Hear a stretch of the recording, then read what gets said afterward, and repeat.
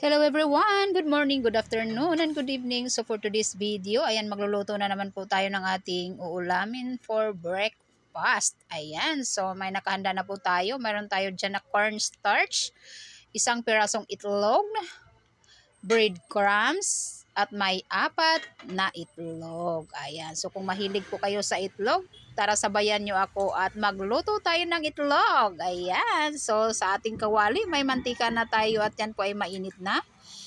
Piprituhin lang po natin dyan yung apat na itlog. So, apat na itlog lang po yung aking niluluto dahil tatlo lang naman kami. So, dalawa sa akin dyan, isa kay CRB at isa kay Vicar. Ayan. O, diba? Tipid-tipid yarn. Ayan. Tipid-tipid muna tayo, guys. Itlog-itlog muna tayo.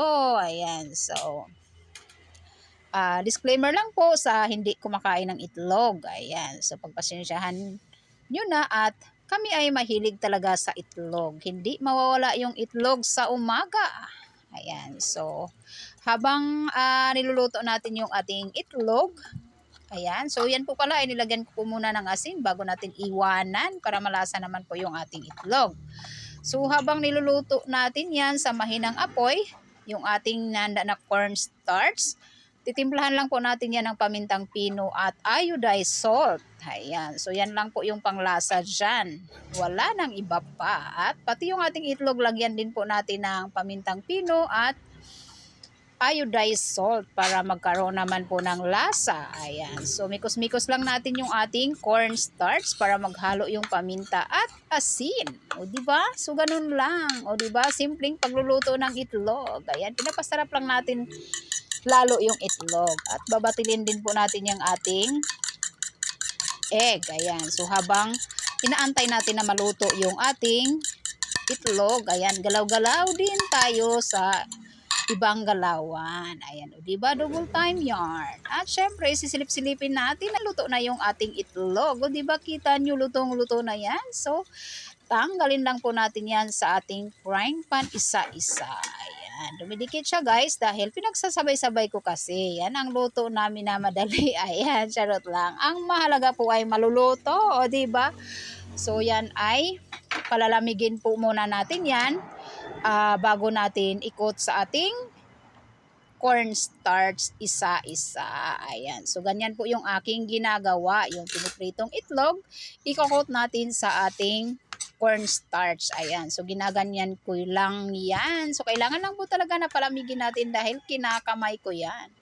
So, kapag paninda yung gagawin, kailangan yung mag-gloves. Dahil may mga customer po na masyadong masilan. Ayan, ayan. So, ganyan lang. Pinapagpag ko lang para malasaan pa rin po natin yung itlog. O, diba? Ayan. So, kinukot ng cornstarch. And then, ilipat natin sa ating binatil na itlog. Ayan. So, isa-isahin natin yung apat na itlog natin. Ayan. So, pinabaliktad ko lang. Pagkatapos nating ikot dyan sa ating egg, ilipat naman po natin dyan sa ating breadcrumbs. Ayan, nawala na naman sa sarili si Vicarian. Ano ba yan, Vicarian? Focus ka dyan. Ayan, so yan ay kukot ulit natin sa breadcrumbs. Ayan, kinakamay ko lang po yan dahil pagkain lang naman po namin yan. At syempre, malinis po yung aking kamay. Naguhugas din po ako ng kamay. Ayan. Ayan, so ganyan lang, kukot lang po natin ng maigi sa ating breadcrumbs. And then, ayan, ganyan. So, uulit-ulitin lang natin sa ating natirang itlog. So, hindi ko na binibidyuhan guys kasi yung aking cellphone ay nag-iinit na. So, ayan na po yung ating apat na itlog. Nakot na natin lahat. So, yan po ay ipiprito ulit natin. At nakahanda na rin po yung ating frying pan. Ayan, may mantika na po siya at mainit na. Diyan po natin ipiprito ulit yung ating itlog. O diba? Prito-prito lang talaga yung ating ginagawa. Ayan, isa-isa nating ilalagay dyan yung apat na itlog. Pagkasyahin na natin yan dyan. At nang makakain na tayo. O diba? So yan po pala guys ay ipiprito lang po natin ng golden brown. Huwag naman pong sunugin. Yung saktong-sakto lang na pagka golden brown yung ating egg. Ayan, o diba? Pina-level up lang natin yung itlog para hindi naman nakakasawa, 'di ba? So ganun lang. So yan, tinitignan ko, saktong-sakto lang yung pagdating natin. Ayan, golden brown na po yung ating itlog. Ayan, o diba, kita nyo? Ang ganda ng pagkaluto niya. Ayan, promise guys, masarap yan siya guys. Kahit itlog lang, akala mo pork chop. Ayan, charot lang. So, dahil okay na yan siya, patutuluin muna natin bago po natin isi-serve sa ating hapagkainan. Ayan, pinapatulo ko lang po. Isa-isa ko siyang pinapatulo. So, this is it for today's video.